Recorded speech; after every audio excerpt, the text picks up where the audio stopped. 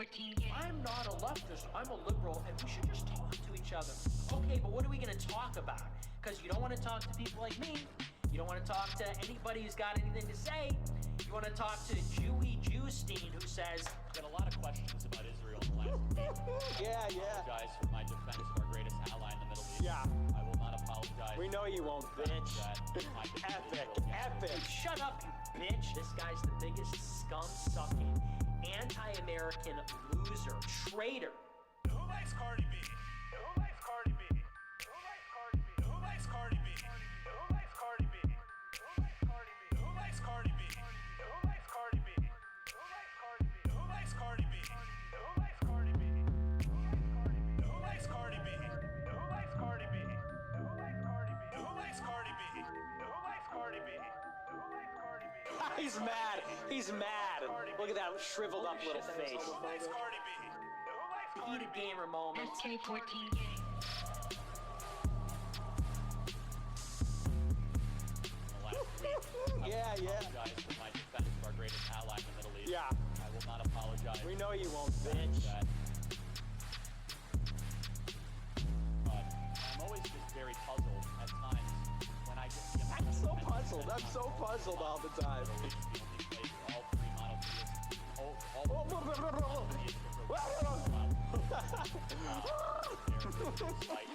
Somebody's got to go Joker mode. Who likes Cardi B? Who likes Cardi B? Who likes Cardi B? Who likes Cardi B? Who likes Cardi B? Who likes Cardi B? Who likes Cardi B? Who likes Cardi B? Welcome back to the Death by Tyranny podcast. It's been a couple of days. Well, why has it been a couple of days? Well, let me tell you. So, the payroll at my work had some issues for a while. I don't really understand how things can happen multiple weeks in a row, I guess. I feel like as an employer, the most important thing you can do besides treat your employees fairly, which I guess this is kind of under that umbrella, is make sure that they are compensated for the effort and work that they do. And so it for two reasons. One, it's really hard to be positive when you can't really control a whole lot that's going on around you.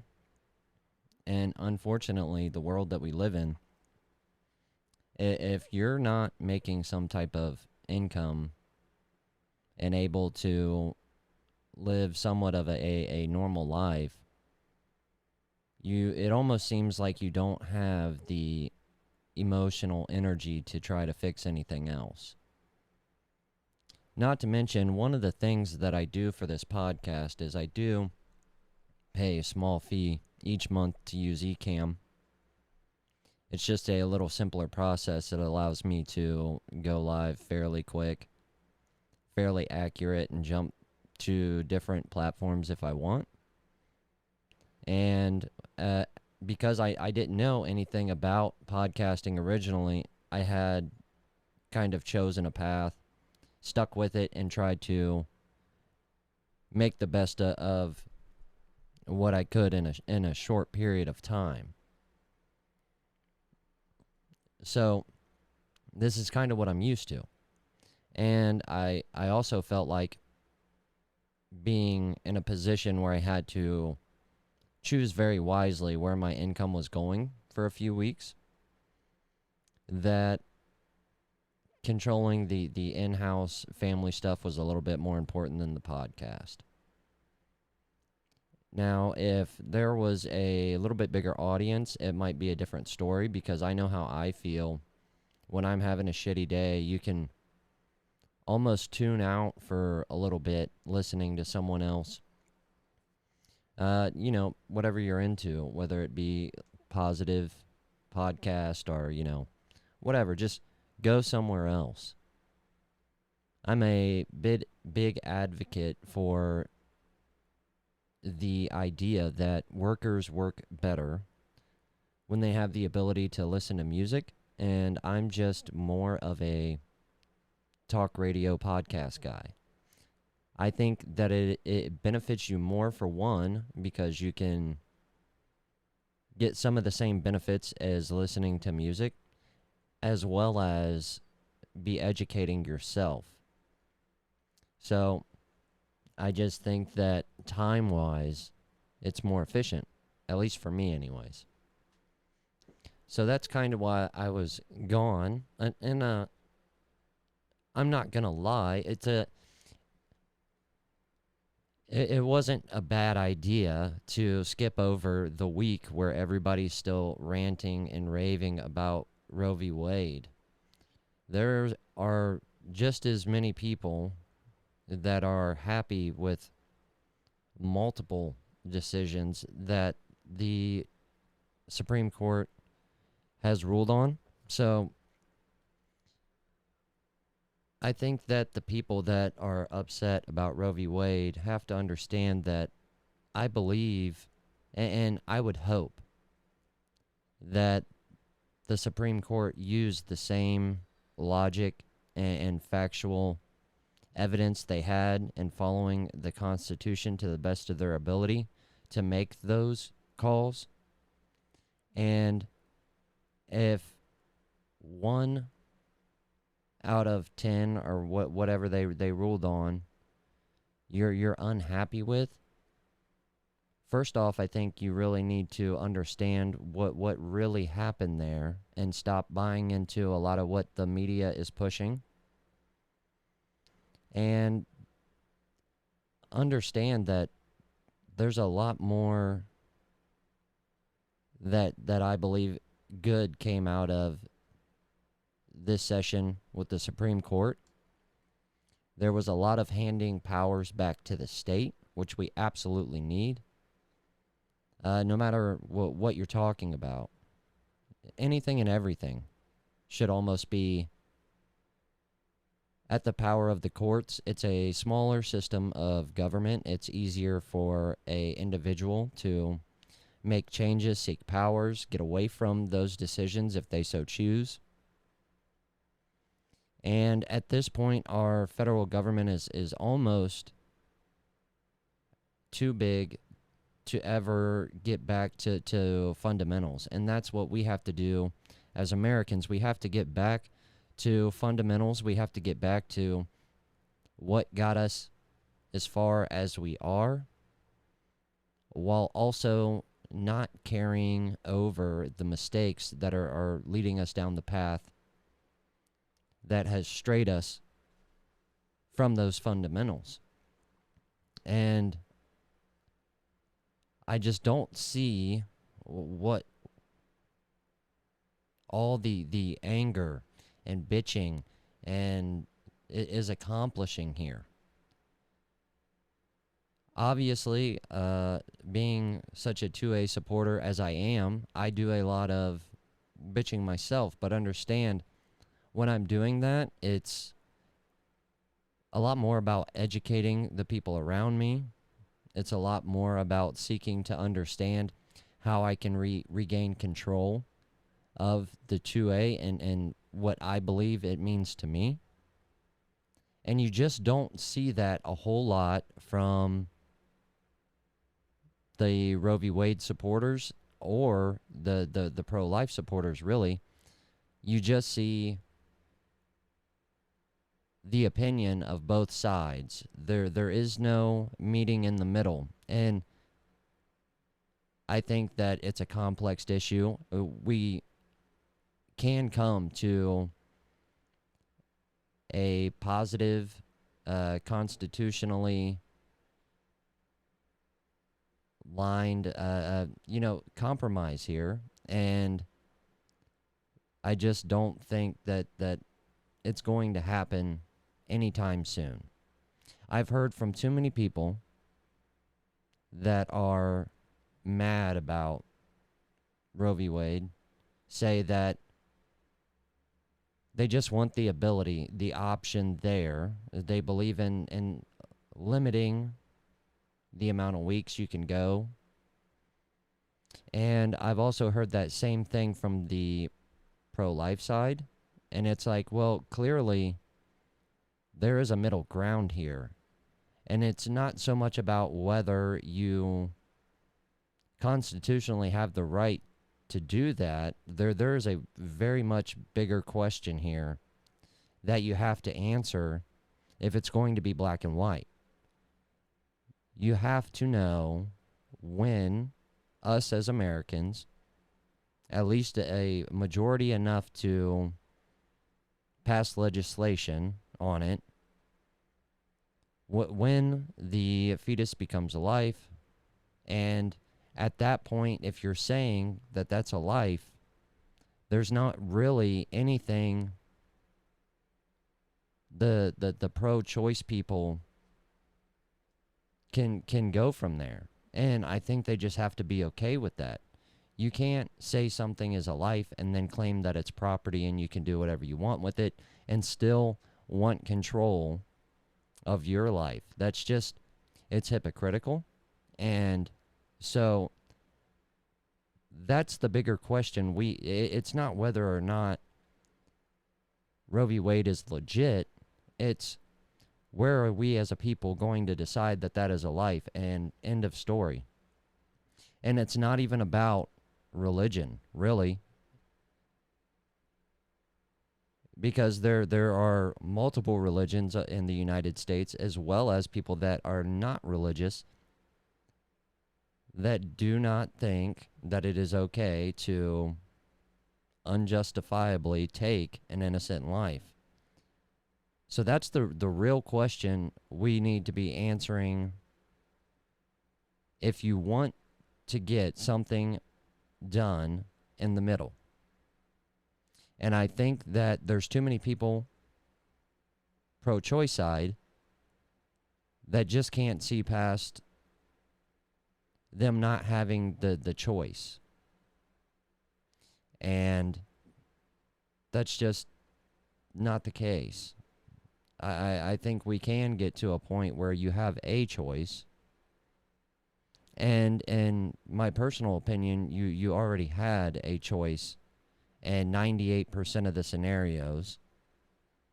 And you decided to create a pregnancy. So if we would all just block out the furthest points on both sides and hear the middle, we would begin to start to develop some kind of structural thinking process that would allow us to actually get things done as a compromise to make everybody at least somewhat happy walking away from the table. And with decisions like this, we kind of have to do that. If there's a majority of people on both sides, or I guess it wouldn't be a majority, I guess if it's a 50-50 or fairly close in the United States, we have to try to make as many as those people happy on both sides. We can't go to the 10% on the left, and we can't go to the 10% on the right, because then you're going to have the 80% in the middle that's just outraged. And the biggest issue, in my opinion, is that there are no fundamentals here.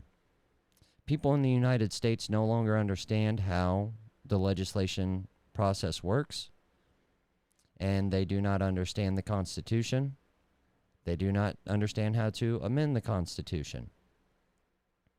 They only see what happens at the federal level that affects them extremely passionately on one side or the other. There is no, these are the rules. You have to have some kind of structural ability and rule set, that allows us to make decisions that are hard like this. And I think if more people understood the process, those 80%, even if they disagreed with the outcome we could leave them walking away knowing at the very least, the decision was made by following the rules. And that's usually what happens at the Supreme Court level. Usually. When there are bad decisions made by the Supreme Court, they eventually get overturned. And that's just the way we have to carry on as Americans. If you don't have a rule set that everybody's willing to play by, then you don't have an equal playing field. And it's kind of like if everyone doesn't have the right to do something, then it's not a right. It's a privilege. And to be able to do that for everybody equally, you have to have a rule set and you have to stick by it. I don't believe in protected classes in the United States. I believe in protecting Americans. I don't believe in protecting a certain class or a certain group of people. I don't care what skin color or ethnicity you are. I don't care how financially poor or wealthy you are. And I don't care what you decide to do as far as sexual activities go. You don't get special privileges that other people don't. You don't get to claim things that other people don't. That's not how it works. Not only do we need a rule set that's there for everyone, no matter what, that cannot be broken. You can't break the rules. There has to be punishments for people who break the rules, and that includes politicians.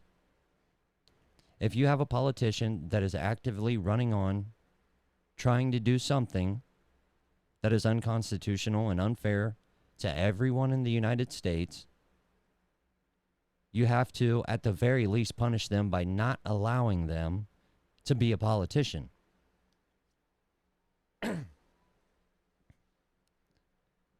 So that's the first thing we have to kind of get at to fix all of this. We have to understand that we got to get back to fundamentals. We have a rule book. We are lucky in that we have the rule book that we have. And we've become so narcissistic in our ways that we don't believe that that rule book means that we have to follow the rules anymore. We like to point to other countries and say, we have a constitution, we have rights. But then when we're interacting with other Americans, it's like all of a sudden, that doesn't matter. We need more. We have to feel special in some type of way. The Marines have like a thing, you know, I'm not a Marine obviously, so I can't say 100%, but I believe it's something along the lines that everyone is special because no one is special. They have financially a lot of disadvantages that other parts of the military have, and they might suffer from certain courses that they aren't privy to, but they are still usually the make or break foundation of our military when it comes to winning or losing or protecting the United States. Well, what gives them the ability, if there is a more financially equipped part of our military, if there is a better trained part of our military, why are the Marines one of the biggest pieces, if not the biggest piece, when it comes to making or breaking a military mission? And I think that's it. No one is special, so everyone is special. Everyone has to be able to have the right to. or it is a privilege. And once we get back to that, once we get back to knowing the rule book and how the process works in America, we can begin to change things on a small level from the ground up.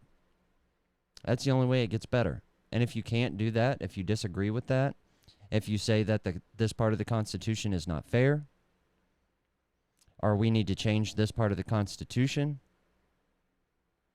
you're really talking about changing the foundation of America. And without that foundation, the American structure crumbles. So that is another thing that we have to answer. Obviously, that's a very serious and big question as well. Do we go back to the fundamentals?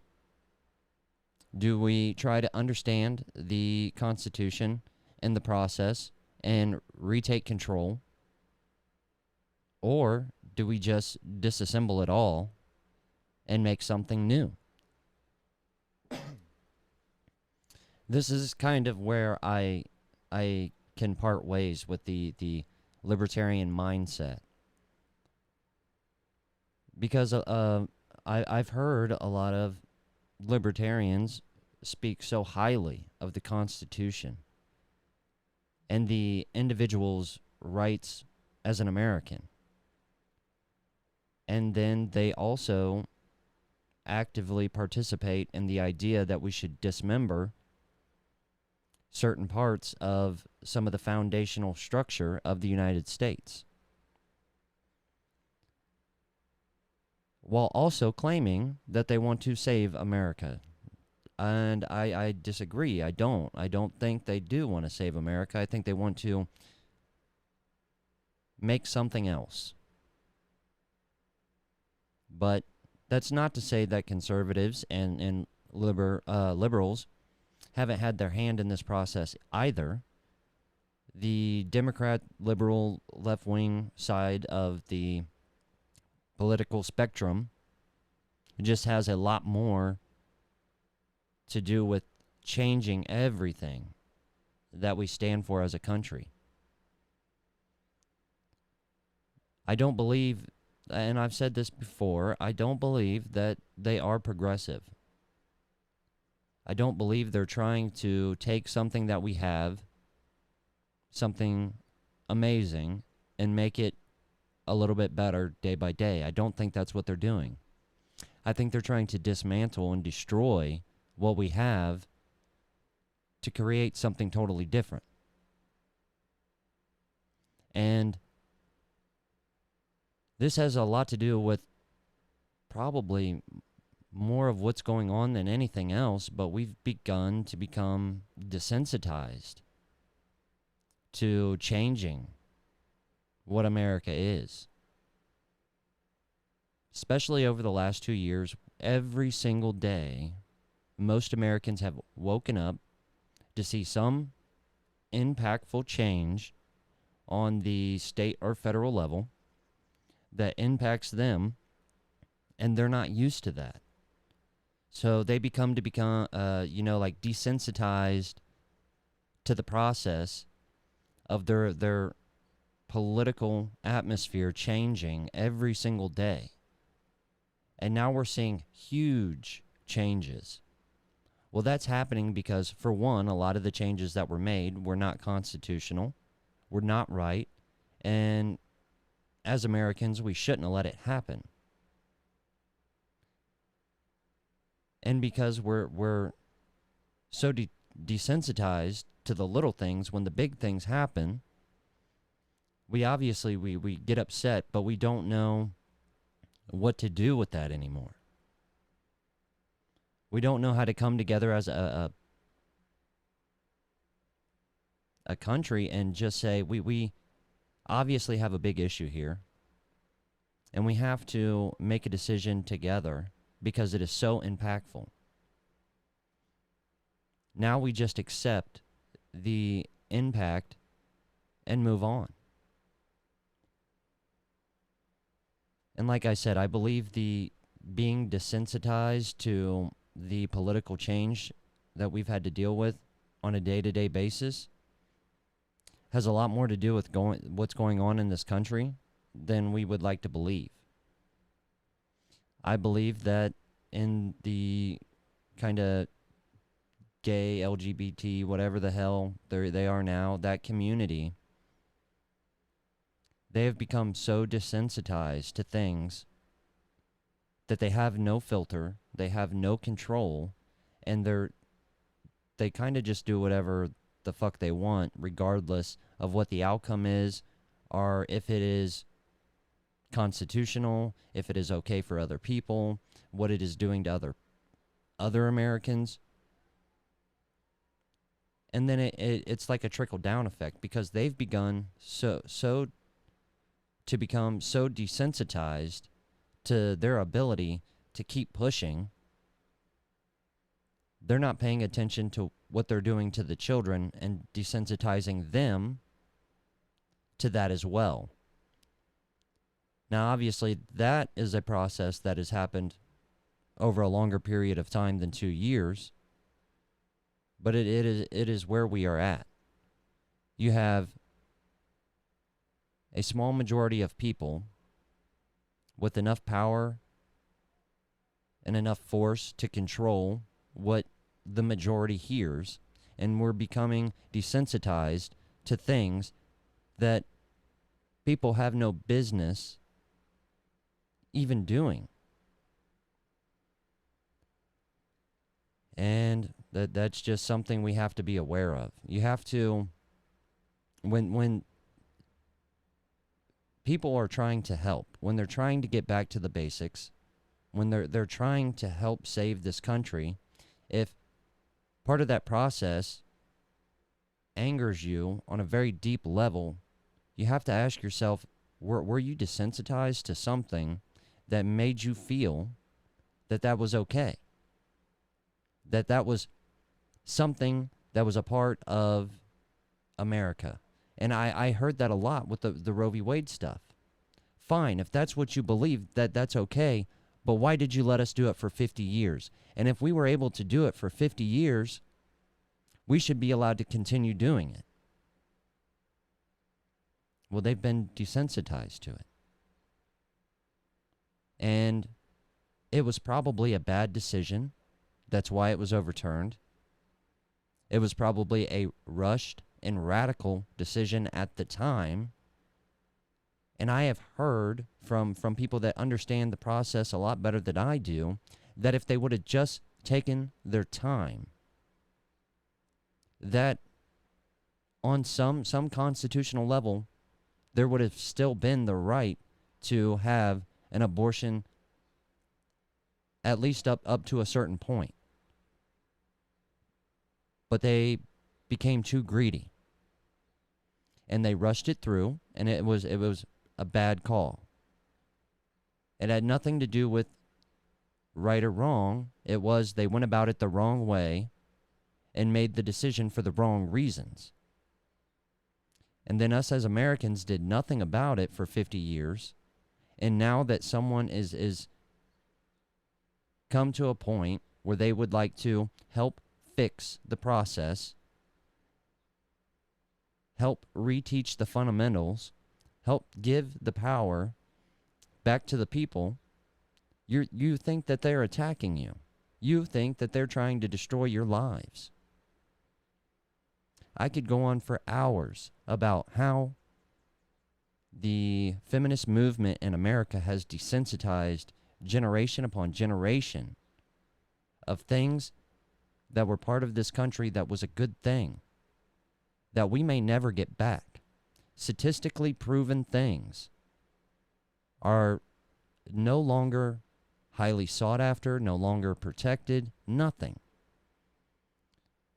There are plenty of statistics to show that a healthy, safe family household, a child that grows up with both of its parents, has a better outcome than divorced children, children that do not know their mother or their father, people in the adoption system. And a lot of that had to do with this idea of, feminism, and a part of that being they felt the need to have so much control that they were doing things that they knew that were wrong because they became too desensitized. They knew they had the power. They knew they could do whatever they wanted to do. So it no longer became about what is right and wrong. It was, let's see how much power we can gain. And then the next generation, not knowing that there is a better way, a right way to do things, an honest American way to do things, they just kept pushing. It was no longer about helping other Americans. It was no longer about bringing people up with you. This is why you see mass shootings. This is why you see so much homelessness in America. Because no one really cares about bringing people up with them. I hear a lot of people that do a lot of things that I don't agree with say that they do it because it makes them happy, and if they're not happy, they can't help other people. I agree. But you have to understand that if what makes you happy is hurting other people, that is not okay. That is not the right thing to do. So whatever process you had in place there, you've become desensitized to it. You need to figure out a way and figure out why you were unhappy trying to do the right thing.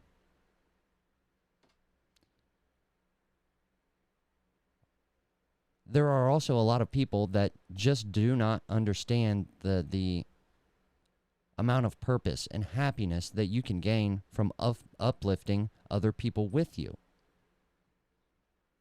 This is another part of that foundation of building America.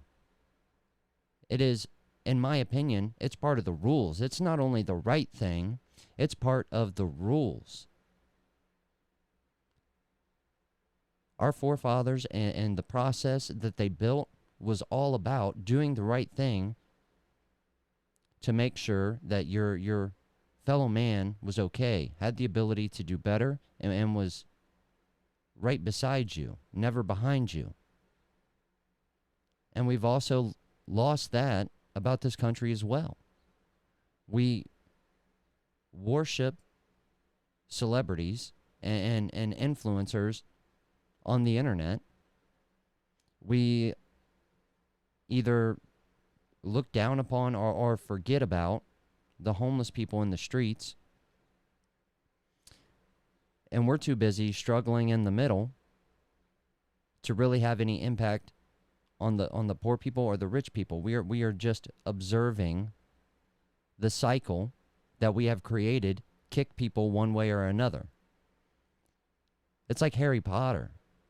You become an adult in the United States, and the hat decides where you go. In a lot of cases, you have no ability to control what you were born into. And if, especially libertarians, you would think that they would be all about this because they want to be in control of everything on an individual level, and to take that power away from the government and over, skip the state.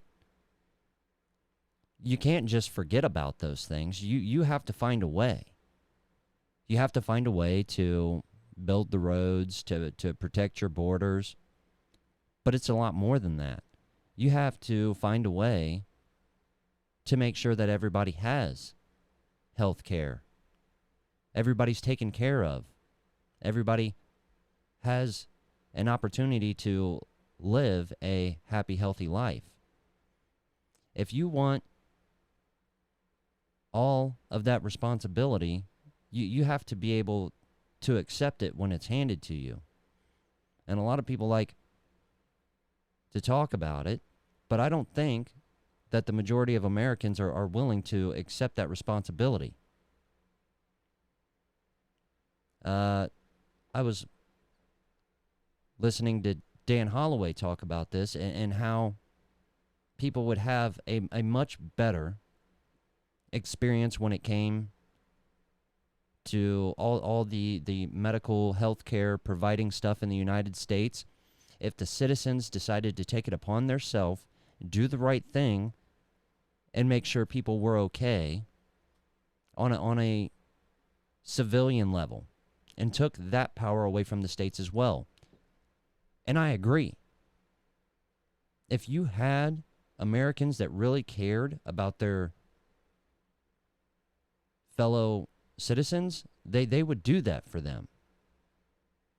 But the first time that someone takes a case to the Supreme Court to try to strip the power away from the federal government and allow people to take control of the healthcare process in the United States, you're going to see the same outrage that you're seeing with Roe v. Wade.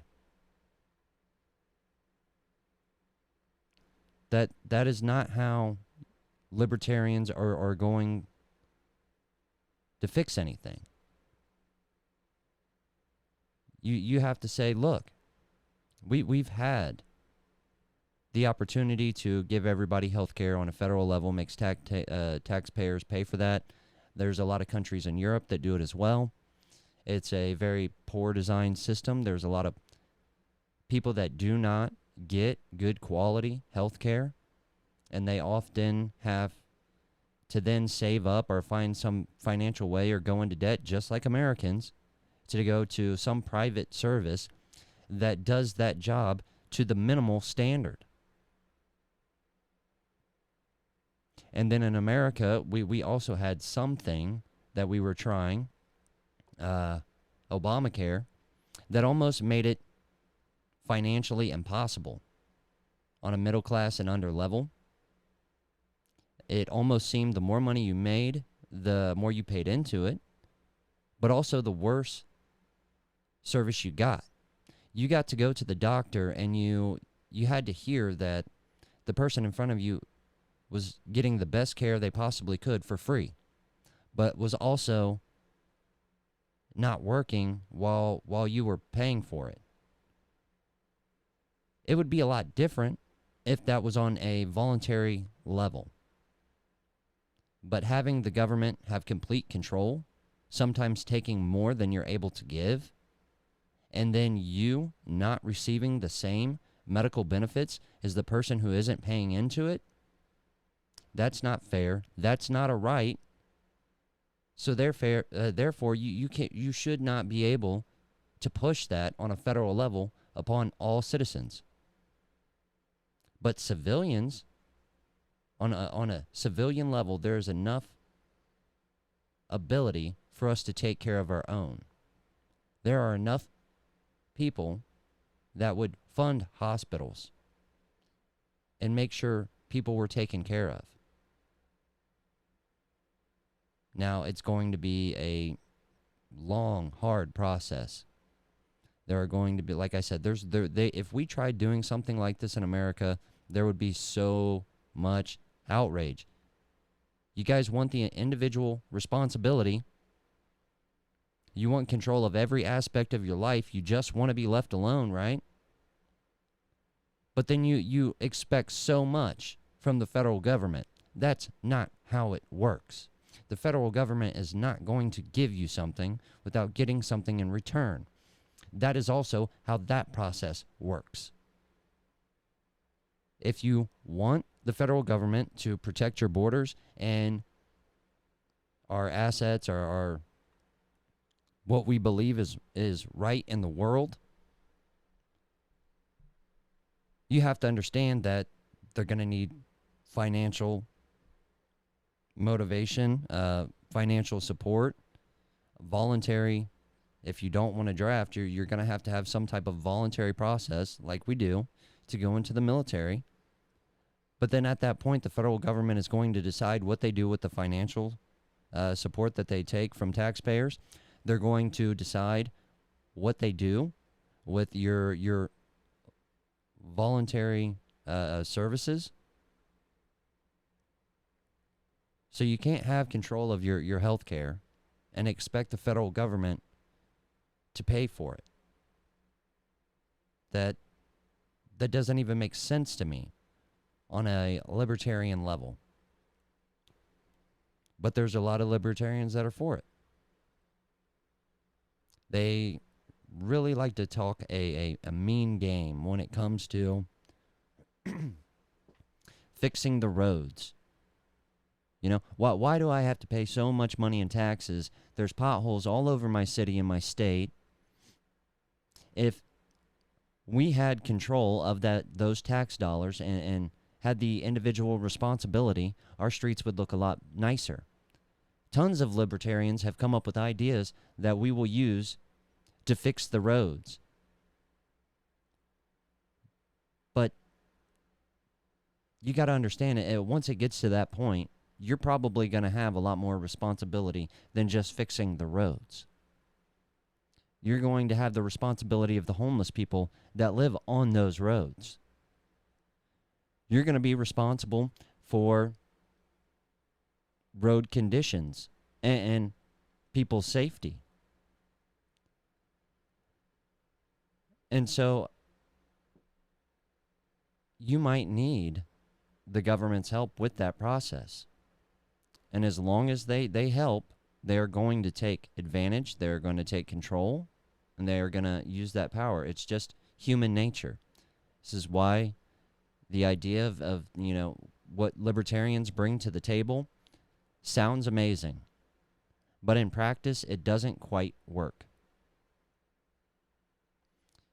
We've learned that gun laws do not help stop, control anything when it comes to mass shootings, to school shootings.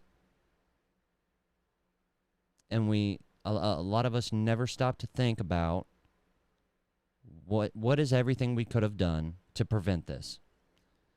Getting guns out of the hands of law-abiding citizens is not only unconstitutional, it is against the rules, the foundation of this country. There is a way, there is another way, we have to find it. So now we have to start looking at preventative measures before the shooting is probably a good place to start. What led up to that shooting? Was there something that people could have done to put the child that grows up to be a school shooter in a better position? Is that something in the brain that just triggers at some point? Or is it something we are desensitizing our children to as they grow up? Something changed. That's what we should be trying to figure out when it comes to mass shootings. What changed? What did we allow to change? And when we figure it out, because I believe we got a little bit of time left on the planet, when we figure out how to stop school shootings and the mass shootings before they happen, I think you're gonna find out that there's a lot of people that are outraged in what we have to do to fix that, because they don't want the responsibility anymore. They've desensitized themselves to civilian responsibility and helping their fellow Americans and helping raise everyone's boats at the same time. I always forget that saying.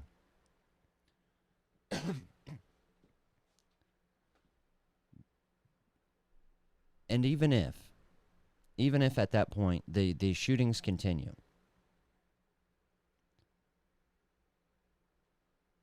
we are at a point where then it is at least a better step in problem solving than where we're at now. We can say, hey, we made sure that that family had the best resources we possibly could. We made sure that children lead good lives. We made sure that the children were protected from things that could mentally cause them issues and harm. So now we have to figure out what is triggering this in our children's brains as they develop that makes them go out and do it. And I believe once we get closer to that answer, you're going to have even more people that want the guns because they're not going to like it. When you promote mental illnesses to children, when you support letting them continue something that has so many problems and such a high percent of things that directly hurt that child's mental state, growing process, ability to lead a normal life, there's going to be a huge portion of the United States that will not let us solve that problem. They will keep going for the guns, and it goes back to being desensitized to the power. They know that they've had control over this for 10 to 15 years. They're going to try to keep control of it for another 50 years, and when something in the Supreme Court hits that will protect our children from this, and will most likely have a better outcome in solving or helping reduce mass shootings, they're going to try to say, hey, we've had the ability to do this for 50 years. Okay, well, it's had a negative effect on our children for 50 years. We're going to stop now. We're standing up. We're saying we had enough. It's not right. It's not the right thing to do. It's leading our children down dangerous paths, and we're going to change it. And you know, cities are going to burn. Every time we try to do something that is better for this country, people start setting shit on fire. And if that's what we're going to do, if that's how we're really going to continue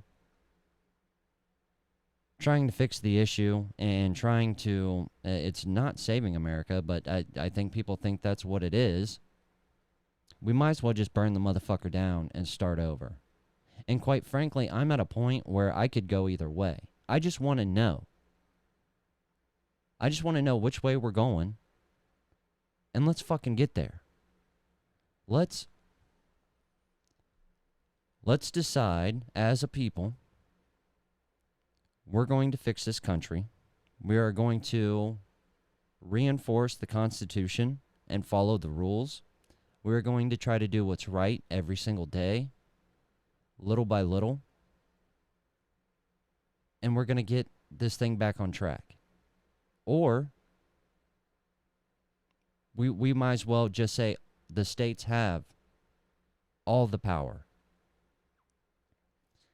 And we're no longer a country. So if this is how you want to continue as a state, that's fine. But you know, say you live in California. We're not helping you. And you're going to have other states decide to get together and help each other, because that's the natural process. That is what runs through our veins as Americans. So the people that wanted to save this country will stay together. It just won't be, 50 states of the America or what, we'll just be a smaller portion of that. And then the other people will be something else. And those will be the people that wanted to burn it all down. And if that's what we're going to do, let's just do it. Because if we stopped spending time and energy and resources on fighting people that clearly don't want the same outcome as we do,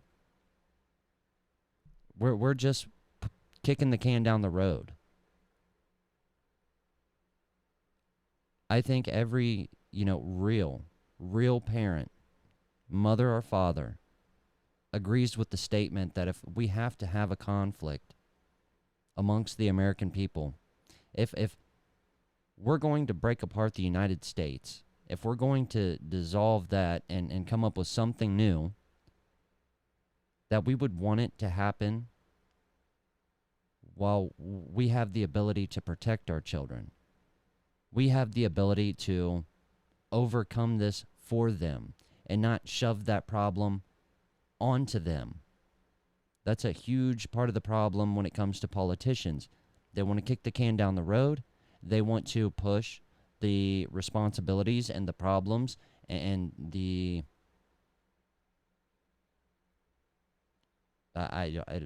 consequences on to the next generation. That is not right. That's not the American way. That's not what we should be doing. Every time politicians meet trying to fix something, the answer should never be, yeah, it'll help us right now, but it's going to fuck us 20 years from now. That should not be an option. That's not the right thing to do. And it's not helping, uplifting those people that come after us. That's another thing that we have to figure out and really understand. When I'm talking about we need to lift everyone together, I'm not talking about every middle-aged, middle-class, adult male, or every person 20 to 50 years old. I'm talking about everybody that is taking a breath right now in the United States, and everyone who will take a breath in generations to come.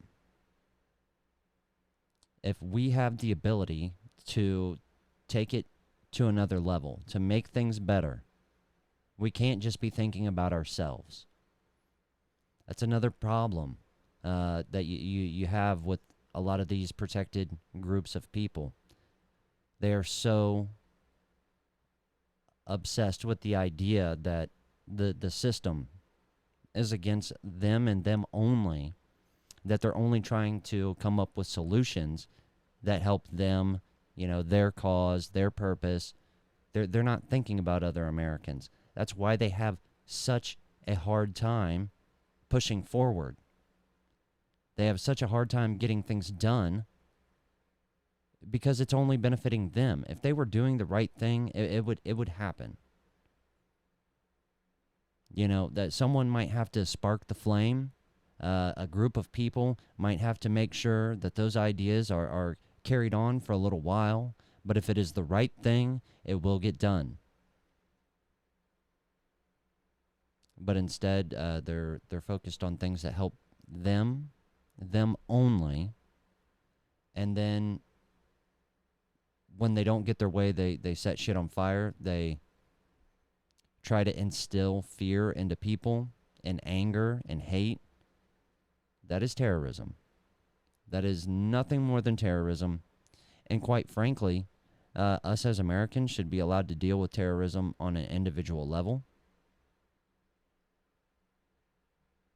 If we have people that just go out in the streets, set shit on fire, demand things, start tearing down buildings, there should be no question. That is terrorism.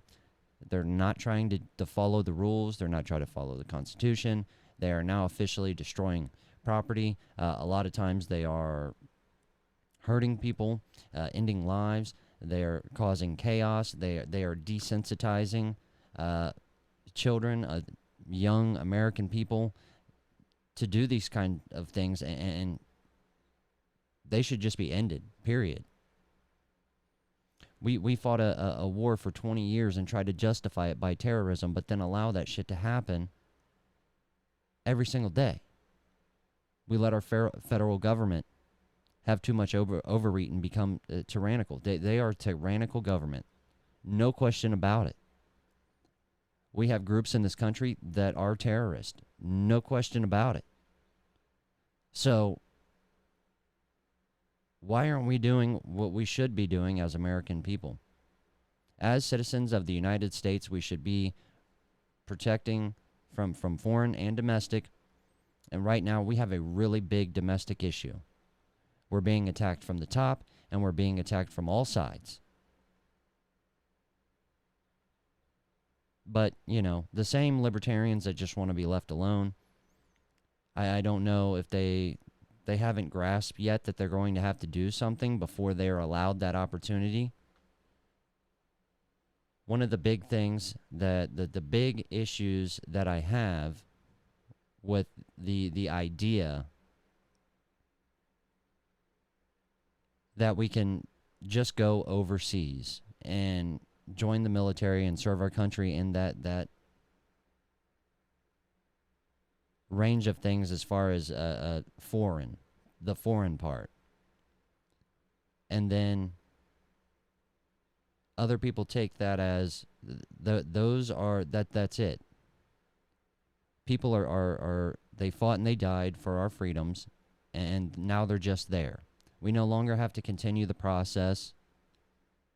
We no longer have to make sure that we are safe domestically.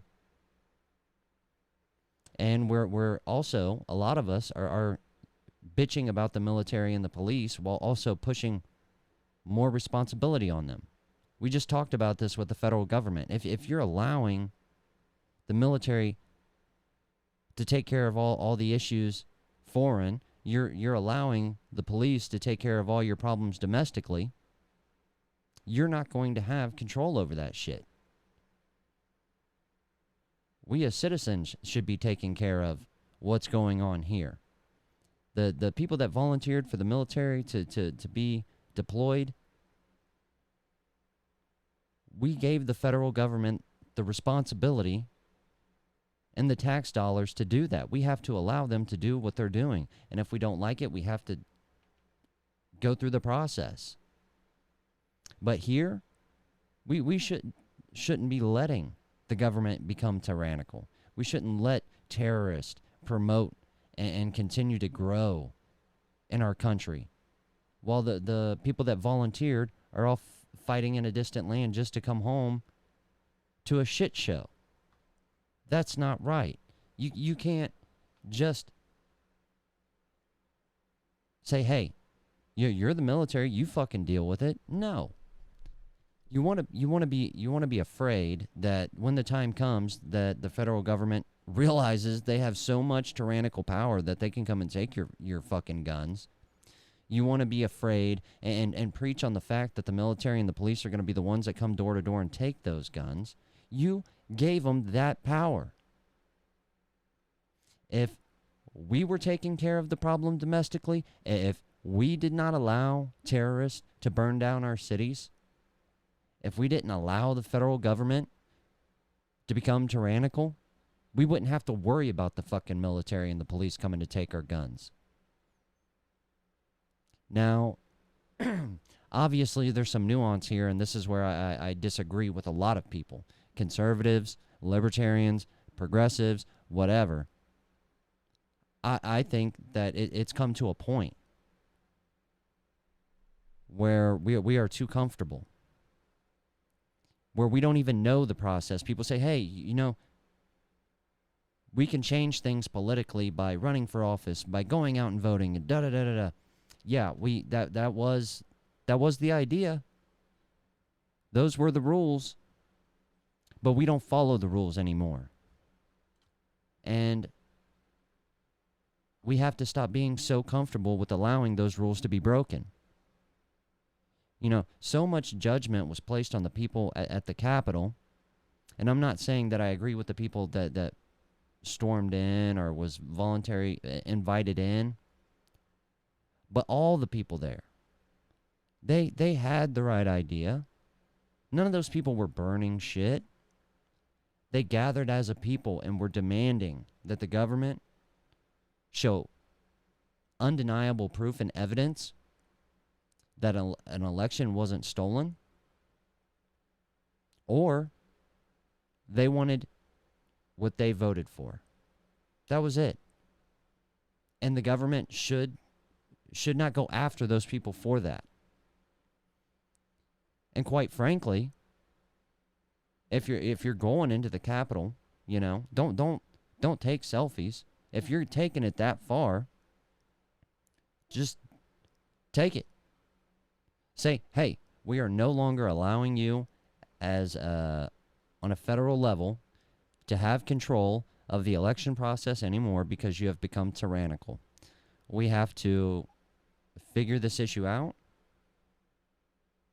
And before we continue to allow you to have this power, you have to understand that we can take it away from you anytime we want. A lot of people don't understand that. And the domestic terrorism that goes on, that word is thrown around a lot. But when it actually meets the definition of trying to instill fear in people to create political change, to do violence against civilians to create political change,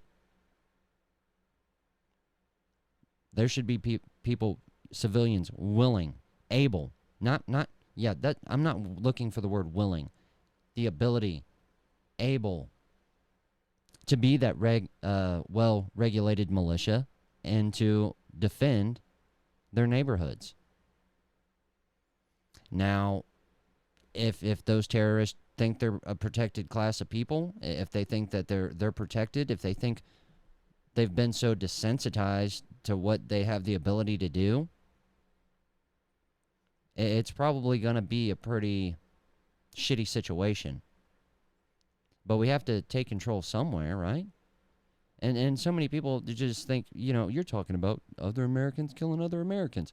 No, I'm not. I'm talking about Americans killing terrorists, period. If Russia invaded tomorrow, we would have no fucking issue with civilians picking up arms and killing Russians. Or any other country for that matter. But we allow domestic terrorism to go on every single day. And maybe it's because we have such a lack of faith in the system that it will work. If people become terrorists and that's what they want to do, that's fine. If civilians want to take care of that issue, like we have for thousands of years as humans, as 200 plus years as Americans, still do to this day, if they decide to take care of that problem in that way, we should have the faith in the judicial system that the right thing will be done, that nobody will be punished for protecting Americans from terrorists. But we don't even have faith in the judicial system that they will protect the voluntary soldiers that fight terrorists overseas. You have people going after those people. I don't know. Maybe people just are so far gone they don't get it. That this is how humanity has worked for a long time. It's how people probably will always function. And that our forefathers came up with a great system that would continue working if we would allow it without trying to destroy it from the inside, the outside, and everywhere in between. So that's all I got. Sorry it took a couple days to get back on here. I'll see you guys around. Maybe I'll hop on YouTube tomorrow, today, somewhere. I don't know. Sometime we might do a little bit deeper dive into people being desensitized about things and being too comfortable with things. Do a little bit deeper dive in what that is. How people are so desensitized, what people are allowed to promote and show people publicly to children that are not theirs. How we've become desensitized. Excuse me. Desensitized to everything being equal for everyone. I know that's what they like to say that they're fighting for, but they're not. They're doing the complete opposite. So maybe that'll happen a little bit later. Until then, I love you guys. Stay prepared. Stay safe. God bless. America first. Peace, y'all.